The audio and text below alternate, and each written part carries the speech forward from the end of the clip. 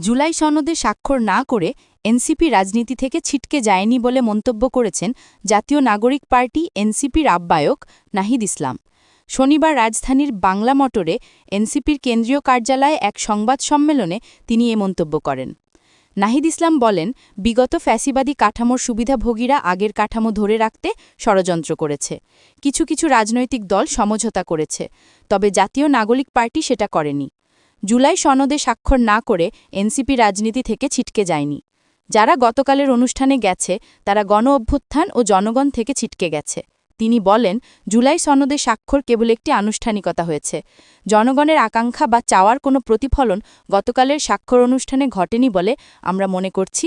এরপরও আইনি ভিত্তি না থাকলে এটা জনগণের সঙ্গে একটা প্রতারণা হবে। এনসিপি আহ্বায়ক আরও বলেন, যেসব রাজনৈতিক দল জুলাই সনদে স্বাক্ষর করেছে তাদের নিয়ে আমাদের কোনো আপত্তি নেই। এটা আনুষ্ঠানিকতার জন্য তারা করেছে, তবে এটাকে এখন আইনি ভিত্তি দেওয়ার দাবি জানাচ্ছি। এর আগে শুক্রবার জাতীয় সংসদ ভবনের দক্ষিণ প্লাজায় অনুষ্ঠানস্থলে জুলাই জাতীয় সনদ স্বাক্ষরিত হয়। ওই দিনে সনদে স্বাক্ষর করেন প্রধান উপদেষ্টা ড মোহাম্মদ ইউনুস ও বিভিন্ন রাজনৈতিক দলের নেতারা।